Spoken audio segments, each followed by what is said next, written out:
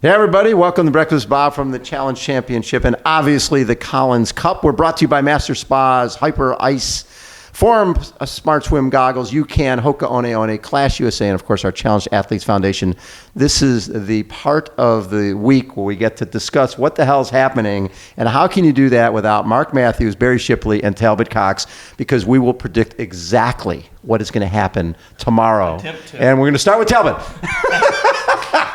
So, I mean, you guys have been around all week and have been watching the athletes. So, first of all, do you guys like this whole format of basically we have 12 races? I think it's going to be fantastic. And, you know, we just came from the press conference and watching the trash talking. You wouldn't get that if there's 36 guys in a race, but when there's 3 of you and it's mano versus mano and, you know, you've maybe had a little bit of a past history with somebody, I think they've done a great job of getting the right matchups. Yes. Oh, I think the matchups are spectacular. Yeah, probably 10 of the 12 are made in heaven and the other 2 will be spectacular when the day unfolds, right, et cetera. So I think that's a really unique format. And many of these athletes have spent most of their career racing individually for themselves. Now to be a part of a team, you got to look Simon Whitfield in the eye. You have to, you know, look over and see, Norman Stadler or right, Karen Smyers. They were champions. They know what it takes, and they're going to demand that from you as well. And now you're representing everybody else with that same color. I think it's going to be fantastic. Yeah, and Mark, from your perspective, what I enjoy about this is I like the fact that they brought the history in. You've got Mark Allen here, you got Dave Scott and Lisa Bentley and all these great legends. And I'm sure a lot of these kids have never heard of them. Who's this old guy wearing an outfit with me, right? Yeah, but just the fact that they're learning a little bit, and it's not like anybody's coaching anybody, but what they're doing is they're finding out who these guys are, and they're also saying they're all pretty damn fit. Yeah. All right? Yeah. They're so fit. And they love the sport. Yeah, I mean, down the swimming pool at the moment, all the team captains, the managers are all, I think they're doing more swimming than the athletes racing. Yes. There's a lot of speedo strutting going on from some of the old boys. It's good to see. And yeah, the history is great. And anything they can do to make this first event feel really special just promotes a future in this event. You know, if this one runs well, they get these big names in, then we could see this go the distance and become a staple of our sport. And that's, I think, what everyone wants. Absolutely. And Talbot is somebody who's really, if we think about before COVID, we didn't have the Daytona. We didn't have now that there are Clash events down there and bringing the big names in and 1.15 million. If there's a positive of what's happened during this COVID period, I think the sport's gone to another level. I mean, Super League is great, and what they're doing with PTO and here in Samorin is pretty special. Yeah, most definitely. And I think that one thing that the sport really lacked going into COVID essentially was media focusing around the sport. First, we saw Super League come in. They really put a big media presence. Then Challenge Daytona, the PTO Championship. And I think that the more contenders there are to push Ironman to do more media, push Challenge to do more media, the PTO, it only helps the sport of triathlon. That's something that the sport has really lacked. I mean, the only coverage ahead of Kona that you would see was Breakfast with Bob. And then now you start to all you needed, by the way. Exactly. And so and now that it is growing and all of us are coming together, and especially with long course athletes, short course athletes, and then just everyone competing against each other, I think it makes it where the sport will continue to flourish and grow. Those groups you talked about, and particularly kudos to Maka and the gang, because yes, I think they were the first to kind of jump out and say, let's think outside of the box. And if you looked in Montreal 3 weeks ago, they had the eliminator format at the World Triathlon race there. I've watched the media, do more of those kind of little individual bios and that kind of stuff. And so I think that if everybody gets their ego out of the way and just realizes this is one still small sport, and those little tiny pieces that all add, whether you're winning, at a challenge event or wherever here this weekend in Edmonton last weekend, these are all athletes that are phenomenal athletes whose stories really weren't always being told. Right. And the more that gets out there, the more that an inspired person goes, wow, there's a mother, there's a person who, Nicholas Spirik, has a law degree, 3 kids, 5 Olympic Games. How special is that? Well, and if you look at just the U.S. team, we got 3 moms. And then we've got the 2, you got Taylor Knibb, who's 23 years old, coming off of getting a silver medal in the Olympics. And and just seeing how the makeup of these teams is so unique. That's what I love about it. And Mark, you know a lot about the European team. So you want to talk a little bit about, obviously, the greatest woman on the planet is Kat Matthews. So you can... No personal bias there. No personal bias there. But well, Kat's probably the lowest ranked member of her team. But what's incredible about the European team is the lowest ranked member of the team qualifying, Kat, was still in the world rankings ranked ahead of the first American. So that's the strength and depth that Europe have. Right. Which makes that team really hard to get into.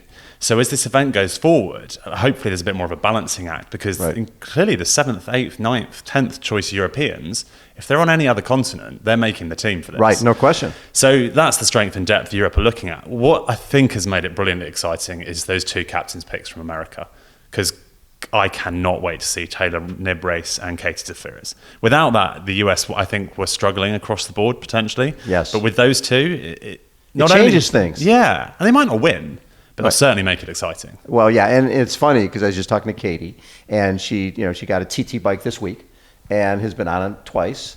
And in her mind, I mean, this is a long race. She's an Olympic distance athlete, and a lot of times they're doing sprints rather than the Olympic distance. And so she's like, okay, it's basically I'm doing 17K times 4. Right? I've done that before. I've done 17K before, so I can do 17K times 4. And she didn't go with a real radical position, right? So she's okay. And Taylor's riding a road bike. Yeah, she looks good on that road bike there. Oh, yeah. Unfortunately, she's up against arguably the strongest female cyclist in the history of our sport. So Daniela, so that first match will be interesting. Let's go through matches. Yeah. Okay, we'll start with you, Talbot. What do you think on match 1? I mean, it's going to be such an interesting race because I think a lot of people know that Daniela hasn't been on the form that she's usually been on. We haven't seen her race in quite some time other than the 70.3 she most recently did. But one other athlete has been on a complete hot streak, just like what Mark has said, and I believe this is her 5th weekend in a row of racing, is Taylor Knibb. And what will be the biggest deciding factor in this race is Thorsten in his ratings, he had Daniela and Taylor Knibb swimming together, which we know that won't happen. Yeah. Taylor will be way up the road, but it will be the gap that she has out of the water that will be a deciding factor against Daniela on the race field, I would guess. And I think people are going to underestimate, like she just ripped it up in a half Ironman in the last month, leading into during her Olympic experience, going to Edmonton and dominating. I mean, that race unfolded in perfection for her to win the final race in Edmonton 2 weeks ago. But the reality is she literally rode away from the Flora Duffys and others of the world who became a bit more tactical. But if you look at her career, she won 2 World Junior titles riding away from a pack. She won an under-23 World riding away from a pack. Then she wins the race in Edmonton riding away from the best women in the world. I would not underestimate, as great as Daniela Ryf is, and, she's on a tuned-in aero bike. We know how spectacular she is. Taylor's going to give her a very good run for her money on that bike. And then, we'll see who has the run legs when they get out there. So, but how about Teresa Adam, who's... So Teresa, it's unfortunate for Teresa, I think, in this race, because she's maybe the strongest cyclist in the world. She could probably ride with Daniela in a lot of circumstances. And she's an exceptionally good swimmer. She really is a very good swimmer. Teresa Adam is more likely, I think, to hold Taylor Knibb in the swim than Daniela. Mm-hmm. And if those 2 ride together, Daniela's in trouble. Unfortunately, Teresa, I can't see running with those other 2. Okay. So I think she's got her work cut out for her if she doesn't have a significant lead off the bike, would be my take. Yeah, my thought was it would be Daniela Ryf and Taylor Knibb in second and Teresa Adam in third. What do you guys think? That's what my betting money is. Who did you make for your pick? I had Daniela and then Taylor second and then Teresa Adam. I'm going to stick with the ITU kid and go with I like it. With Taylor, just to appreciate how damn talented she is. And she's still got some long distance gene in her with her mom being like one of the best ever age group Iron women. Yeah. So it's not like she doesn't understand what going long looks like. But I think you probably remember this in Edmonton. I think it was 2017. She went off with Flora. Yeah. Right? Yeah, she got a podium. She's a special athlete. Cornell, 4.0 grade point average, ran and swam at the university. I mean, if you wanted to look at retiring today, she would have a resume that most people would die for, and she's 23. Yeah, and the funny part with Cornell, she didn't want to go to Cornell because I think she had 10 family members who went to Cornell. And she was like, I'm going somewhere else. But then I was like, oh, you know what? I think I'm going to go to Cornell. I think it'll be fine. So do you guys want to go through? Should we do match 7, Bob? So we do 1 women, 1 men? Yeah, great idea. You start. Yeah, so match 7. That's going to be a tough one for you to pick. You want to think about that for a while? The GOAT. Jan Frodeno stepping up to the plate. I think the others have obviously got their work cut out for them. I spoke to Sam Long the other day. He's right in saying it almost feels unfair that they've chucked Sam Appleton in that mix as well, because Appo can definitely swim with Frodeno. He's one of the best in the game. And Sam Long definitely can't swim with those boys, unfortunately. So that gap could be very big. And I could see Sam Long getting 3rd. But I think he'll get 2nd. I think he'll run Sam Appleton down. Yeah. But if Sam Appleton gets a toe from the bullet that is Frodeno, this race could go away from Sam Long quite quickly, I think. It's funny because I was talking to Sam Appleton yesterday, and he says, we're talking about Survivor, the TV show. He says, there's going to be some deals going on out there, because if Frodo and I work together in the swim and get as big a gap as possible on Sam, then all of a sudden, I'm getting points, even if Jan beats me, I'm getting points in 2nd. Yeah. Right, and we're taking stuff out of Sam, so it'll be interesting. I personally think Frodeno, Sam Long, Sam Appleton.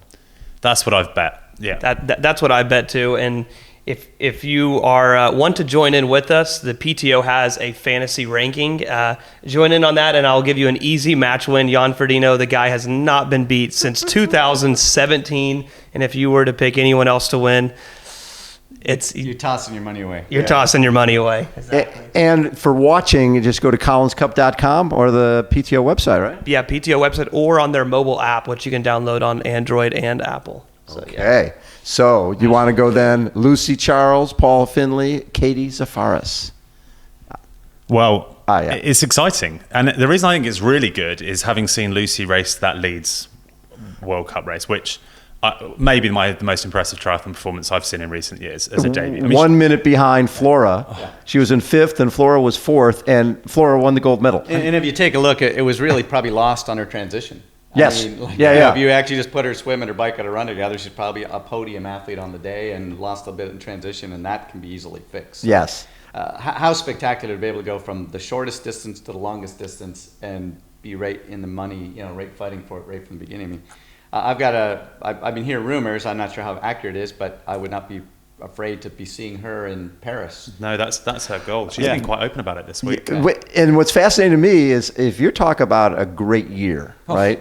And you talk about her being, 1 or 2 seconds away from making the 1,500 team for the UK in swimming, what she did in Leeds, what she did in the Super League event, right? 2nd in Super Leagues and Leeds, and then what she's going to do here. It's been an amazing season for her. But then taking her on, you have Paula Finley, who's obviously our Daytona champion. Yes. But she's been injured for a while. She has. And I don't think she's the Paula we saw in Daytona. No. So unfortunately, I think she's probably bringing the rear of this race possibly, which says something about the standard of the race she's going into. And then you've got Katie Zafaris, who, earned her slot on the US team amongst some controversy, put all the doubters to bed in the Olympics. And we can see her on a time trial bike. She's got some power, hasn't she, on a flat course as well. The other thing to watch, if it ever comes down, and I said this in Edmonton, and she was back in about 6th place.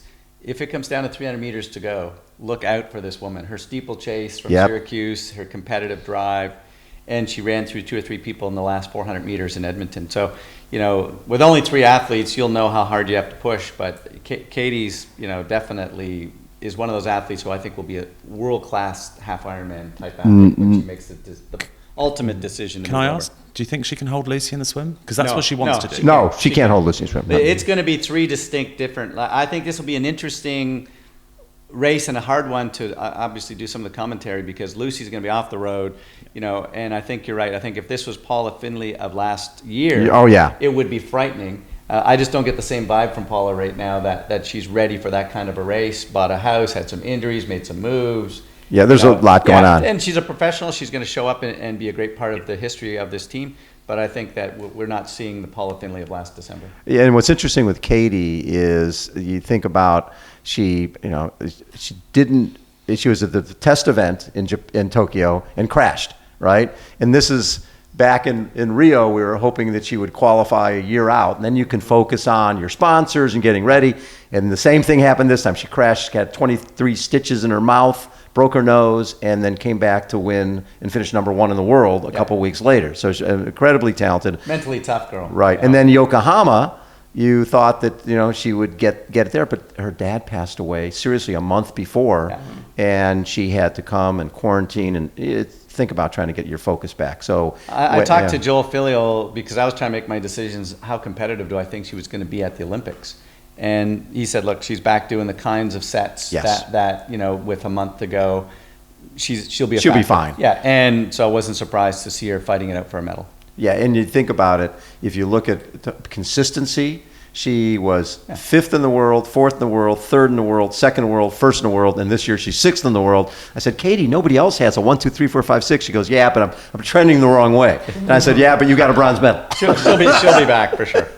What do you think, Talbot? Oh, most definitely. And I think a lot of things that people are forgetting is Katie is one of the strongest riders in the ITU field. Yes, she is. She was one of the most aggressive one in Tokyo at the front of that pack. She knew that she needed to take the run out of a majority of the girls' legs, and she did do that, and they held off that group behind them that would have more than likely ran through them. So don't underestimate her bike. She will definitely be up there. Yeah. So my guess would be Lucy Charles Barkley, Katie Zafaros, Paul Finley. You guys? That's my, Yeah, we I all think look we at agree that. on that one, yeah. Then we get to, we'll go over to this side, Gustav Aiden and Kyle Smith, and we have Colin, I forget what Chartier. Yeah, Chartier, yeah. just kept coming in for Rudy. Yeah. Yeah, and what's fascinating with I just met Colin, and he's into ski mountaineering, something like that's an Olympic winter sport. I had no idea. He's a really interesting guy, isn't he? He seems to do a bit of everything. Yeah, I think he's one of these guys that is just a great athlete, and as he starts to refine his skills, what an opportunity. He was going to be racing for, 1/20th of the cash on Sunday. Now he's in the big show. Life is about opportunities, and sometimes you come in, he's got no pressure. He's none. Nobody's expecting anything. He hasn't, had to kind of do all the media lead up, and he could, be one of those guys who could maybe steal something, but boy, he's in tough with a really spectacular group here. So what do you think in terms of the... Gustav Aiden, though, isn't it? He's one of these super diverse, talented athletes. He's so relaxed here. His brother's out with him as sort of his coaching, training. Nice. They're great guys. They're just so social. But he's very, very talented. Kyle Smith, though, is a serious swim bike combination weapon, I would describe him as. And all of these Southern Hemisphere guys can swim. So Gustav will be looking to try and hold the feet of. He would have had his work cut out for him with Rudy and Kyle, but Colin's not the swimmer that Rudy is. Right. So I think Gustav will try and hold Kyle Smith, and he will happily sit on him in the bike if it comes to it, because he knows he's got him in the run, tied up. Unfortunately for Colin, who is an exceptionally good runner, I just think he's going to have too much work cut out for him. So I'm going to go Gustav, Kyle Smith, Colin, personally. I don't want to keep agreeing with you, but I have to go to that route. Yeah, we go. Yeah. Oh, you're agreeing with him? Yeah, I thought you said, no. I disagree. said, okay. Yeah. So now we slide over to, look at the runners. Annie Hogg, Jeannie Metzler, and Jackie Herring. This is, we just left the press conference. This is the race of the runners. When I look at it, when they announced this race, I got super excited. I was like, we are going to see one of the fastest run splits on the day, definitely in this match. I would say the interesting thing will be Jeannie they're all not the best swimmers. And so they are all very well evenly matched. So it'll be a very interesting race. Jackie just recently raced. Jeannie showed she's on pretty fine form at Boulder 70.3. And Anna, I know that she really struggled when she got COVID. She got COVID, tested positive, wasn't sick, and then about a month later, she struggled for about 2 months of finally coming around. She most recently raced, Mark might be able to back me, that 70.3 against Nicola Spirig. Yeah. And she got roasted. Yeah, but she got schooled. Yeah, she got schooled, but she is back at fine form. Had a chat with her at the pool, so this will definitely be an interesting matchup. Let's be honest, though. Who hasn't been schooled by Nicola Spirit at some point? Yeah. So men and women. Yeah. What was fascinating is Annie actually ended up with COVID diabetes. That's all right, which was really, it's temporary, but she was pretty messed up for a while. But it'll be interesting. My guess, I would bet Annie Hogg, just in the way it is, Jeannie Metzler, Jackie Herring. Yeah, and I think they're probably quite fortunate that Annie Haug and Jeannie Metzler are racing each other and not some of the more bike power girls, because this is a very flat, very fast course where it's basically your power divided by your aerodynamics. Yep. And some of the ladies racing, like Lucy, like Rife, like Teresa Adams, on this course could put a lot of time on the bike into Anne Haug and Jeannie Metzler, but they don't have to worry about that in this format. So we get to see a running race. You know, if you look back, Andy's had some tough times in those big races with unfortunate things, whether it was technical the or drafting, whatever the calls, blocking that kind of thing. Daytona. So you know, I think she's going to want to pull out something big here. And now, when you take away the October race that's not happening, you know, I think a lot of athletes are going to mentally get themselves into wanting to kind of pull out a major win, you know, even if it's just against two other athletes. And one good bike performance that stands out on Annie is you and I were both in Oceanside when she raced against Holly. Yeah. And Holly came off the bike thinking that she was going to be miles ahead of Annie. Annie caught her really quick. I think she came off the bike 20, 30 seconds down, passed her. Holly crossed the finish line and said, "Holy blank, I didn't know she could ride as well." So she can ride. She can definitely ride. She was just in the wind tunnel doing all sorts of testing, and you know that's what's great about champions is they find out they never what give the up. they change, they change, they adapt to. They get beat on the bike. Okay, I better figure that out. I got to be closer. And one thing a lot of the people watching won't know is the suits that they're wearing. So obviously each team has a different suit sponsor, and these suits make a huge difference in the sport, more so than probably wheels, whatever it might be. Yeah. And Anne Haug is sponsored by Hoob, and Hoob are the suits sponsoring the European team. So she's used to the fit. So Anne's in the suit that she normally races in that fits, and she's aero tested on, and that does make a difference. That's interesting. Yeah, that's a very very cool pool. So the next guys, of course, can't ride the bike either. Sebastian Kienle, Lionel Sanders, Andrew Starkowitz. Mic those boys up because that's what I want. Well, they did about 20 minutes ago. I mean, they were the most interesting part of the press conference. I mean, of course. They each had their own. I mean, Sebastian's that generous, fun kind of guy, but always acknowledging the talent, and then Andrew's in everybody's face, etc. But personally, I'm interested to see. I mean, if he pulls this off, I might have to make a statue of Lionel Sanders. I mean, I literally was in Edmonton. I got up at 3:30 in the morning to watch the Copenhagen coverage of the Ironman. You know, what a great race by Cam. What a great day by Lionel when he wasn't feeling 100% to still pull off 2:43. Yeah, a month after doing an Ironman. And a 7:49. Whatever, just after having done the race with Jan and so forth. So I watched them try to pull him up onto the 2-foot podium. Literally, he looked like an 86-year-old man trying to get up to get his medal and had to get up and then on his bum to get down. I'm going, okay, that's Sunday. Monday's worse. Tuesday's worse. Wednesday you're moving. The race is Saturday. I mean, I've seen him do some frightening things, but I just want to see what his legs look like. For me, I'll be interested. Where does his swim go? How close to Starkey after all this good hard work he's been doing? It'll be interesting because some of the people have been used to having another person around you in the swim. When there's only three, you could be three individual guys out there. I think this race will be three individual swimmers, probably. People underestimate how well Starkey swims. Oh, he's a good swimmer. Fourth of a water polo player. But you know what's interesting? I chatted with him in here yesterday, and I said, "How's your swim?" And he goes, "I have not been swimming at all. I used to swim with the kids, like with all the kid programs, and because of COVID, he hasn't been allowed to swim." So he's been letting his wife go swim instead. He goes, my swimming's crap right now. So well, that could be that's interesting insight. That's why I looked at it and said, because I thought he would just go, right? Unless he could be blowing smoke too. We know him a little bit. And we haven't seen him race much other than the PTO race in Williamsburg due to his controversy with Ironman. He doesn't race any of the Ironman events anymore. So it will definitely be interesting to see him go. Yeah. I wonder if their combined average power will be more than 1,000 watts. Oh, my God. Yeah. I think that's probably quite comfortable. We should do a bet over or under 1,000 watts. Yeah. One thing I would definitely look out for, I was talking with Lionel.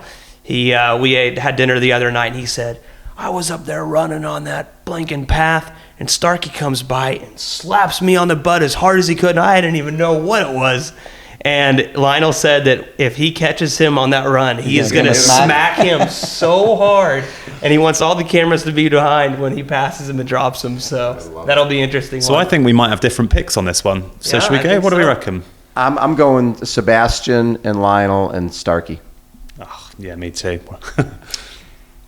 I'm suffering whether or not Lionel's the juice. I mean, I think he's going to have the swim, and for the short distance of a bike ride, I think he'll be fine. I'm just curious on his run legs. But, when I talk to him, he's a runner. That's what he still sees himself as a runner. I'm going to take him for the win in this race. Good. And I think that, he'll have nothing to lose and everything to win, because everyone else, if he comes third, people go, dude just did a 7:49. Exactly. He's playing with house money. Yeah, no and question. so I'm going to take him to win. And Sebastian, I mean, they've had this epic battle here. Lionel just said, hey, I'm 2 for 0 on this course.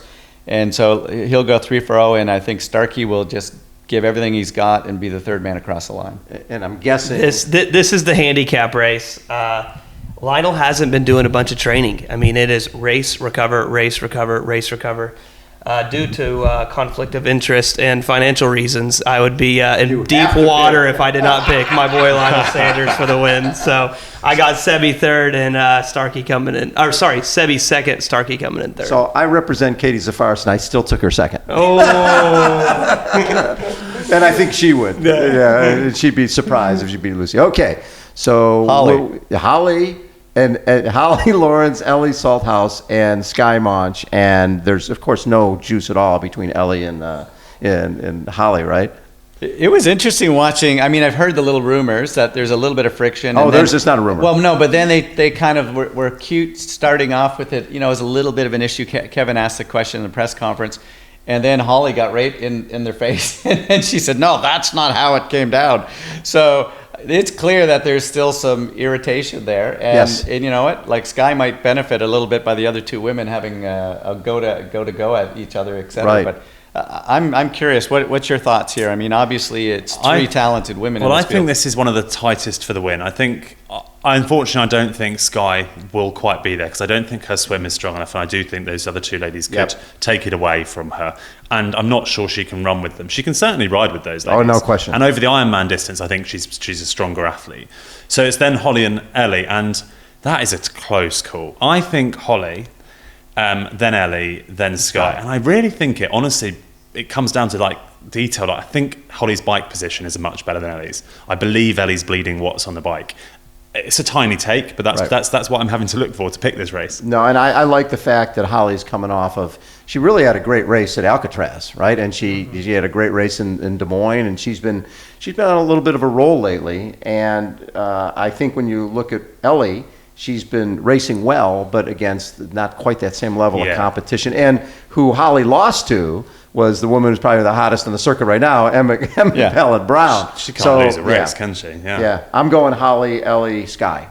Something interesting on the PTO website, when you look at their rankings, it will say they're most likely to be rivals. And it's so funny because Holly and Ellie are massive rivals. And I used to have a great friendship with Ellie. And I can tell you right now, it has been a rival since day one. They have always gone at each other's throats. Holly has always bested Ellie, but Ellie really struggled with a hamstring injury. Yep. I chatted with Ellie just the other day at lunch. This is her first time in 4 years that she was able to do a proper training camp, completely injury-free.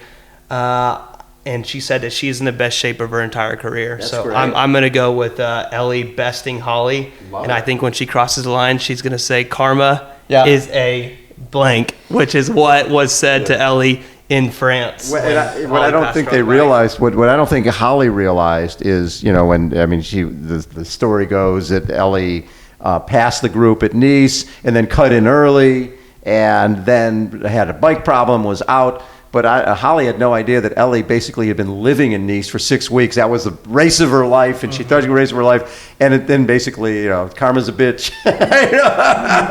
And she wasn't very happy with that. But I think that's a great call. I think it really can go either way. I'm going to follow here with the Ellie, Holly, Sky. I think, Ellie's Lisa Bentley, like someone said, the coaches really aren't doing that much coaching. Lisa Bentley is doing coaching. She is Lisa Bentley of old. She is thinking about technical things. She's motivational things. She was down at the water this morning. She's been in everybody's face. I mean, I think all of the captains are doing a great job. I think Lisa Bentley is just showing what made Lisa Bentley so great. She had modest talent, and so she found the little tiny things in her career. And I'm very impressed watching right now, and I think she's gonna get Ellie, just fired up for this race. But it's probably gonna be the closest one.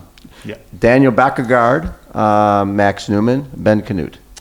Great race again. So they're all very good swimmers.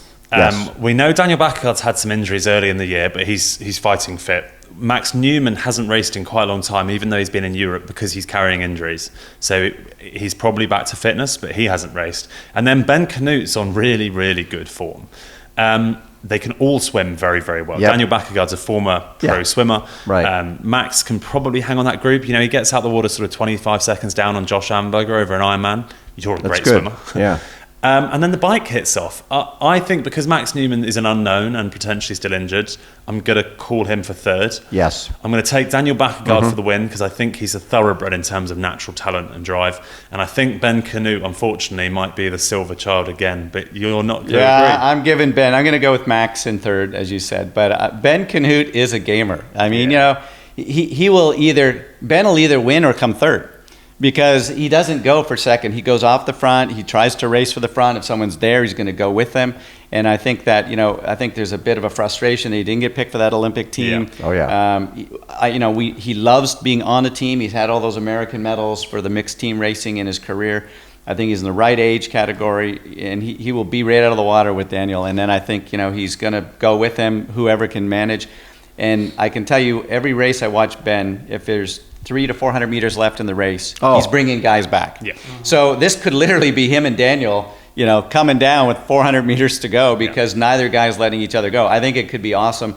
I don't know enough about Max, whether or not he's, where's level. He's a new guy to me, so I'll take your advice that he's not coming in with a serious cyclist. Yeah. By the way, he's a very, very, very good athlete. It's only the injury. Yeah. Ben's coming off of his fourth Alcatraz win. Yeah. He's on fire. But I'm watching Daniel at St. George, and the penalty and the whole bit, but he was right there. He's a talent, and I think Daniel, Ben, Max, but I think that Ben is that type of athlete, and he could win this thing as well. This could be another close one. This could be a close one. I like it. Okay, Emma Pallant-Brown, Sarah Crawley, and Chelsea Sodaro. Well, Emma has been so impressive. I mean, when you watch somebody 3 years ago and 2 years ago and you go, wow, that was a big quantum leap. Yeah. And then you see another quantum leap, you go, oh my God. So it's been impressive. And there's a confidence when you start seeing another win and another win and another win. It's hard pressed to see it not being just her dominating in maybe the fastest time of the entire day. I don't think people are going to worry about, do I have the fastest time of the entire day? But for some, that the final rankings might have some value. I think that she's going to be in a spectacular place. I know that Chelsea's a phenomenal runner. I'm not quite sure in terms of coming back from a baby and all of that kind of stuff and COVID. So it's a little bit more difficult for me. How do you see between Sarah and Chelsea?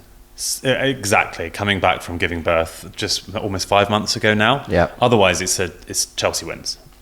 Chelsea would beat Sarah Crowley every day of the week over this distance, and I still think she will. Actually, her performance a few weekends ago over 70.3 was pretty solid considering. I mean, 4 months post giving birth, and you're qualifying for the Collins Cup. Yeah. Emma Pallant-Brown, she changed coaches to Tim Don. She sorted her bike position out because she was terrible before. I'm a good friend of Emma's, so I can say it. Her bike position was awful, and she's worked really hard on some kit and stuff, so she rides away from it, doesn't she, I think?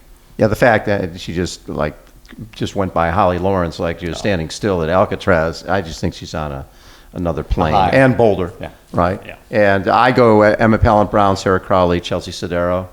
Okay, so I'm going Sodaro, Crowley. Perfect. Yeah. And it's interesting because, and we'll see it in the men's race with Joe Skipper, not underestimating Sarah Crowley. She is a phenomenal iron distance racer. Right. I mean, 2 third places in Kona, I believe. Yep. Phenomenal. This distance does not suit someone like her, a little too short. So I would have to agree. I think an interesting thing in this race, though, is I see Emma Pallant-Brown being so far up the road that they get a lot of points from this race. Yeah. That could be massive for Team Europe. This is a bonus point race. This is a massive bonus point race. I think she is definitely looked over. But and if you want to see what the gap would be, you could go to Boulder 70.3 results and look at Emma's distance from her to Chelsea Sodaro, who recently raced. Right. The one thing I will say from a Sarah Crawley perspective, she and I, it's hard to say to somebody, hey, you look as fit as I've seen you Sure. look. She looks as fit as I've ever seen her look. I think she's in a great place. But Has her strength been at that short stuff though? I mean, because No. you can be fit for 6, 7, 8 hours of racing and Right. not quite as fit for 3.5 hours. exactly. I still think Emma Pallant-Brown's in a different galaxy. So I think we're all in agreement there. Sure. Yeah. Okay, we move over to Patrick Lange, Braden Curry, Matt Hansen. Great race. I would be amazed if Patrick and Braden hadn't had a conversation, because for them, they can swim together and they can ride together, and they don't want to get off the bike with Matt Hansen. No. So if those two don't work together, I'd be really surprised, and then have a running race. Poor old Matt Hansen can't swim with them. Talbot's told me he got in a car crash yesterday Yes. on his bike. Yeah, I think that yesterday he T-boned a car at some point, and he is all right. Nothing was hurt or anything like that. He dented the crap out of the car, but he is all right. And he struggled with injuries. So I think, unfortunately, I would say that we are not going to see the Daytona Matt Hansen. But I would definitely say I would put him at third. Patrick is just been in another league. Mark can probably touch on that a bit more. Yeah, Patrick's, I think, maybe the person most upset Kona's been postponed. He was so on ready. Unbelievable form and shape. After Tulsa, he was truly phenomenal. He won by more in the men's race than Daniela won the women's race. Well, how often does that And he happen? rode 4:17. Yeah, Which, and then he people ran- thought that was his weakness. And he pulled turns on that as well. Yeah. So I think Patrick wins. Though he's not as good at this shorter distance. Right. And Braden is a very good athlete. But I go Patrick, Braden, Matt.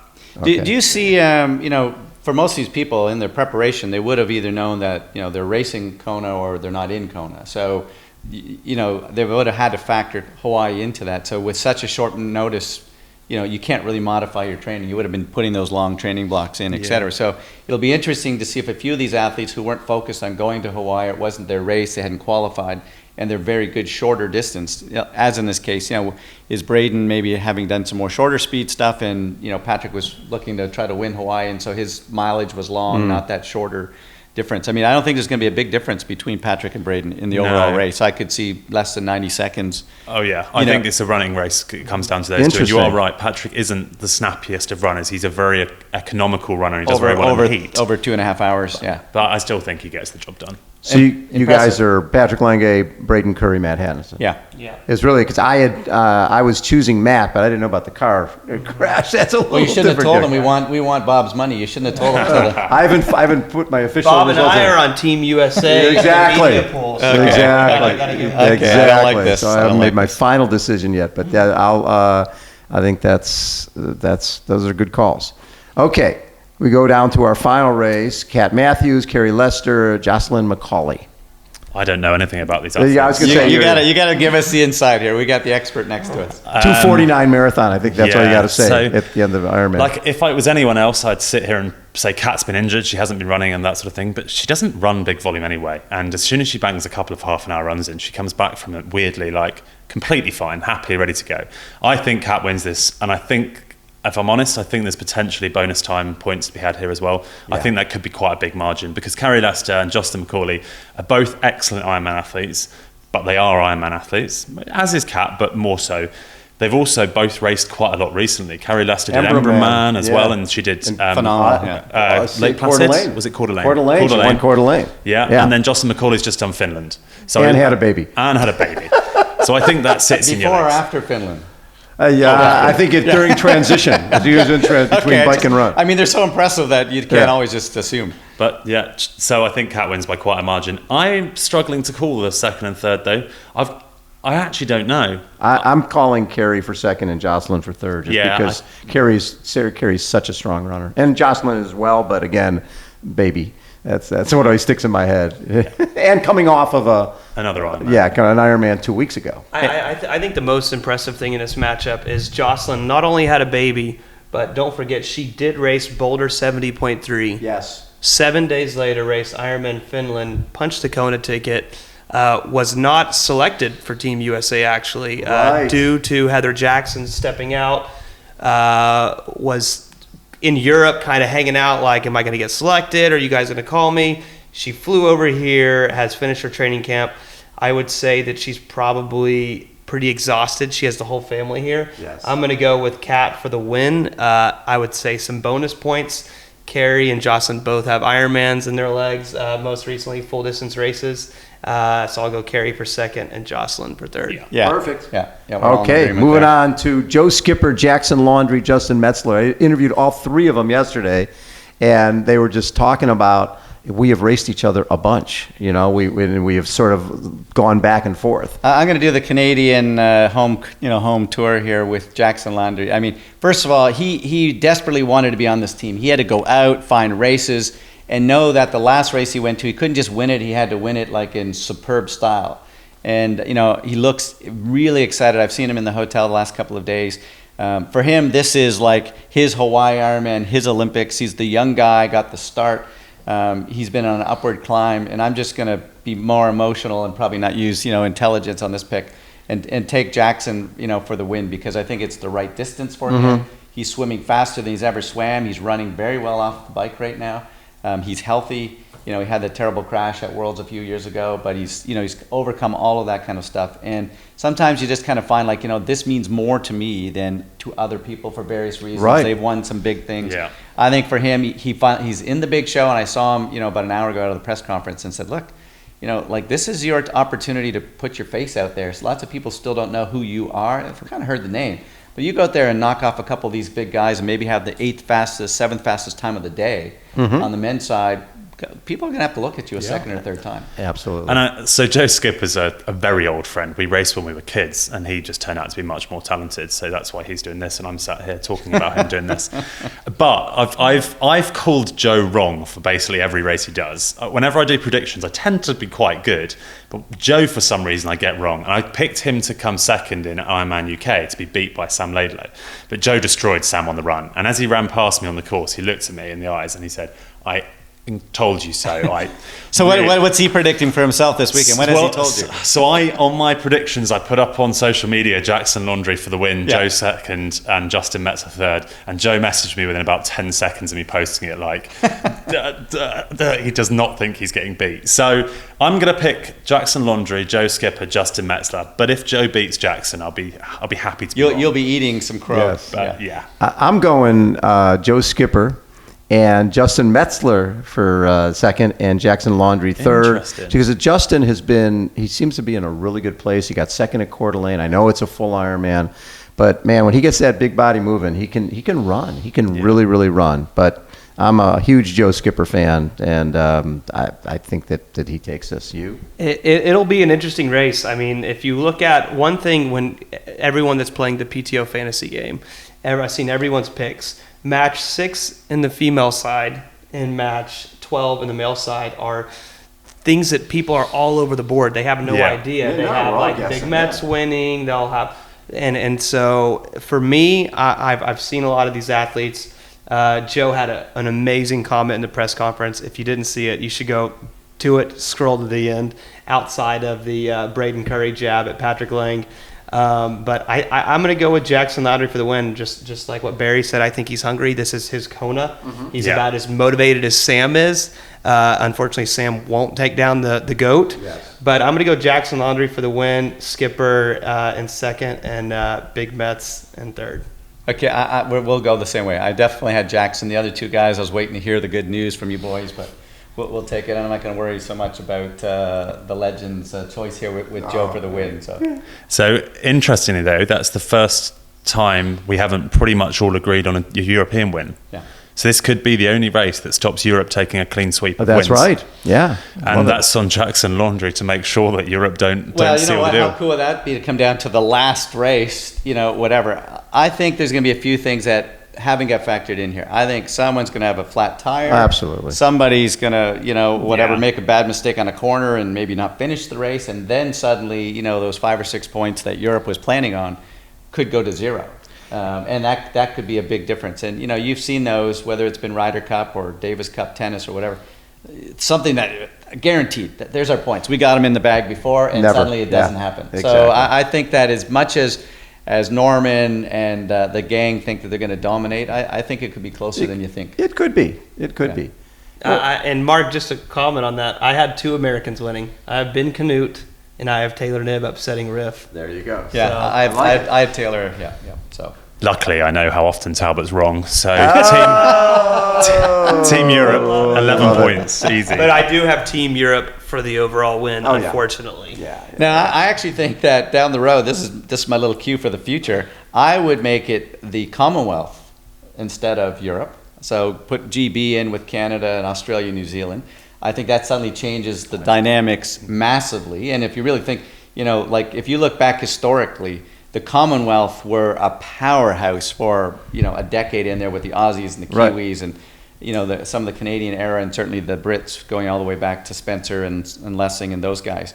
I think that would be interesting if you got to start figuring out how do we make this closer. If you said Europe, the Commonwealth, and then some combination that had America with whatever, some other combination. Because at this point, we're doing nothing with Latin America and nothing with Asia. So down the line, there's going to be more than 3, I think. Yeah, if it was Commonwealth, Europe, and then the rest of the world, where obviously the Americans are going to be part of that dominating part. right. But I think it's almost a bit unfair, personally, to put the USA. If this was 25 years ago, it's another Different story. game. But the depth and where the racing's happening in the world, the growth of the young athletes and so forth. Love it. And actually, if you looked at the points, the average rankings, if you put GB down as a team at the moment in the women's race, the women would average 13th ranking. If you put the best 6 British women, the Americans would average 28th. Right. So the British women really bring that through. And if you then drag both Brownlee brothers into this mix, there's a better argument that GB should have their own team rather than Team USA. Commonwealth, though, looking forward, would be a really good It would be a suggestion. fun way. But that's all the fun. I mean, how exciting this first time getting it off the ground. To look around and see, Dave and Mark and Karen and the legends wandering around, and John and Judy Collins sent their video in. Right. We've all had time with them and know their importance in this historical thing. I mean, I think every one of us that are here felt every time you go to a press conference or the cafeteria, you're a part of history. You're definitely part of seeing history. it. And this feels to me as close to the Olympic Games as any part of my last, kind of 20 years where proud to have the uniform on, eating together as a team, going out and doing a bit of training, press conference. It definitely has that Olympic feel. Love it. Holly Lawrence is about to marry an American, so you could pick up Holly Lawrence as an We American. could. We Emma will take her. Pallant Brown could go to be South African. She's you go. married to a South African. Miranda We could, Carfrae just recently became a U.S. citizen. Did she really? so we could bleed some talent, donate I like them it. to the American team. I like we'll it. call I it. like it. Thank you very much. Hey, guys, this has been fun. Yes. Appreciate it. Appreciate Mr. Mark Matthews, Barrie Shepley, Talbot Cox. Everybody, you want to be watching the collinscup.com or download the Collins Cup app or the PTO app or And there's a lot of countries, like I know Canada, CBC is streaming it on their on their national broadcaster. So I think, just go to the website, find the easiest way. We literally, back at the little beach that I have all my athletes on, we have a 6-hour viewing party where there's a 2K swimming race. Everyone's bringing their wind trainers out in front of a 15-foot big television screen on the beach. And they're going to be watching this race on their trainers on the beach, going, go Jackson, go Paula, go Lionel. So, that's what you want to have around the world, that kind of energy, et cetera. We definitely will. Thank you, everybody, for tuning in, and definitely watch the races. It's going to be amazing. Thank you, boys. Thank you. Thanks, Bob.